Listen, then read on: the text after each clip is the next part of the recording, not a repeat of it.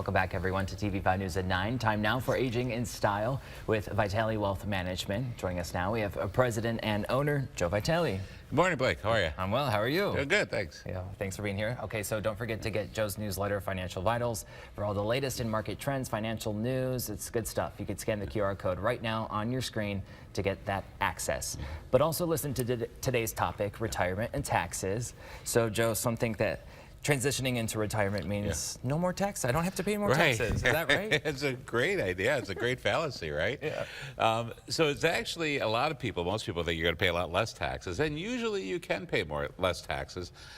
But there's a lot of things to consider because really, I mean, if you're in your highest wage earning years, you could be in a 22, 24% tax bracket.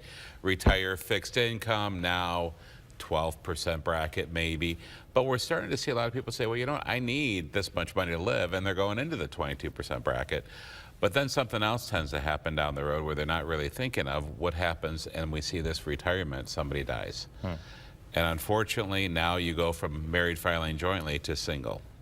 So you're going to pay higher taxes. Gotcha. Another thing that you see is down the road where people don't take into account. They're like, oh, I'm going to keep my taxes low, don't touch my IRA.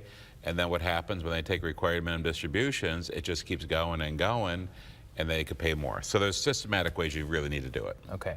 So what would you say the 4% tax amount rule of thumb is for retirees? That rule of thumb is basically, there's two different ways to do that. Like the 4% rule is where you say that's what you're going to pay for state tax, state income tax, roughly 4%.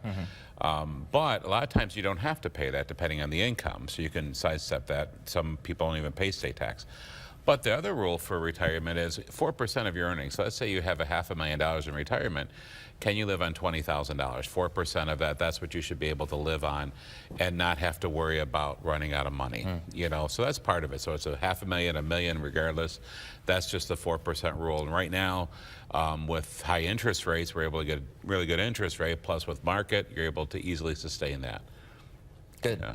So for retirees, how is that tax amount really determined?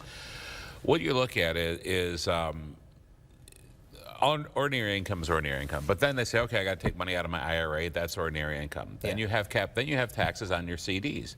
So, but then the biggest thing is, what if you're paying more than? What if your income turns out to be more than $33,000 or $40,000, depending on married or single?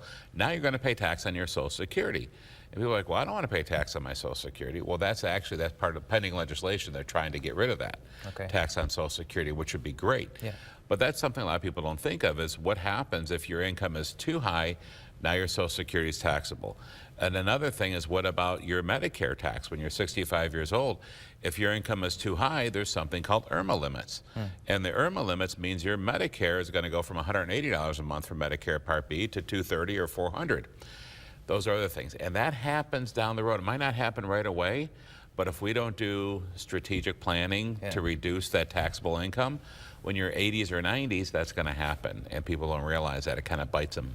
So kind of shocks them, like that it finally happens. They're like, whoa. Yeah, what happens? Like, how come I'm paying all this now? What? Well, because somebody passes away and they got to take required minimum distributions, because nobody ever wants to pay tax on their IRAs, right?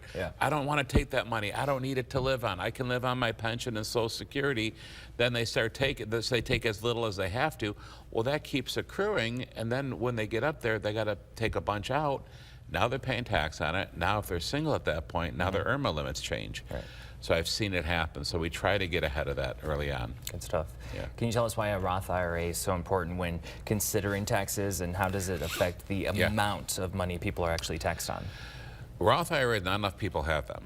Right? I mean, because the biggest thing is go with your 401, 403 IRA, which is awesome. That's a great saving strategy.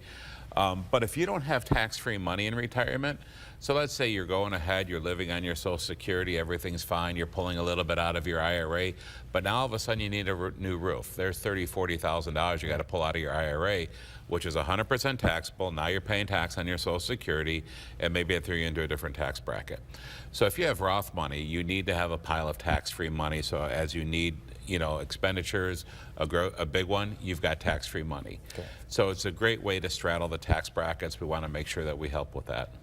Can you tell us about Vitale Wealth Management's tax calculator, which can analyze potential tax savings? How does it work and what should people know about it? Well, that RTB, retirement tax bill calculator that we have, when you scan that code, that'll take you right to the site. You put your IRA amount in there. That will tell you how much potential taxes you're going to pay on it. Okay. Because it's going to say, well, based on my tax bracket, I'm going to pay this much on it. But then what you don't realize is you're going to pay that, and then people say, well, I don't need all this money. Why do I need this, $10,000, $20,000? I'm going to reinvest it. Then you're going to pay tax on that. And then if you don't spend it, your kids are going to have to pay tax on it, and they're going to have to pay tax over 10 years. They can't stretch it out. They got a 10-year window to pay tax. Okay. So you're really looking, as an example, on a $500,000, you're going to either pay $100,000 in tax on it or $350,000 in tax on it. So there's so many smart ways to do it, and if we're fortunate enough, if we get this, because the Trump tax rollback from 17, they're going to try to make that permanent. So we were really aggressive trying to do Roth conversions, especially this year, because it's going to expire at the end of this year. Okay. So we're still doing them because we don't know. They're trying to make them permanent, hopefully by the end of this year. And if they do, that's great. That gives us more time to pay less tax and to convert to tax-free.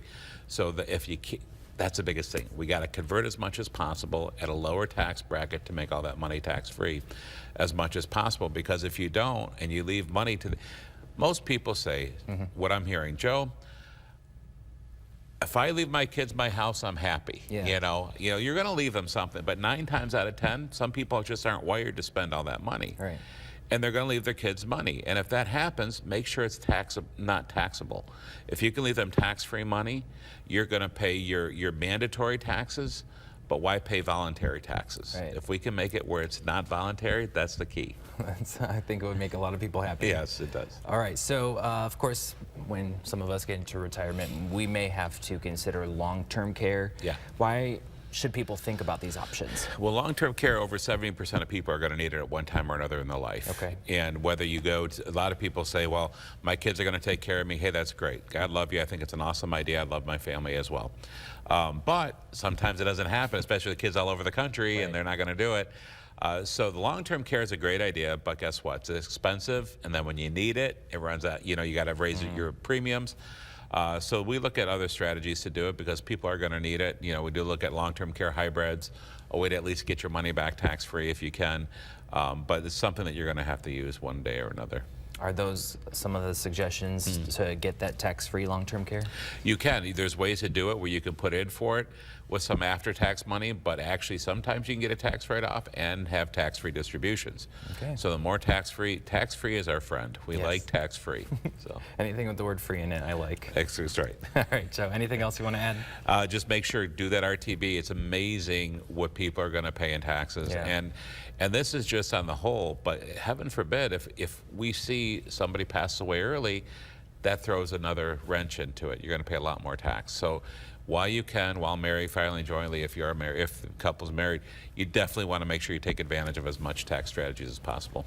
Thanks for coming in, Joe. My pleasure. This is all great. Good to see you. All right, so before we go, don't forget that market updates and more, that Financial Vitals newsletter, and you can head on over to the Aging in Style page on WNEM.com for more information on this.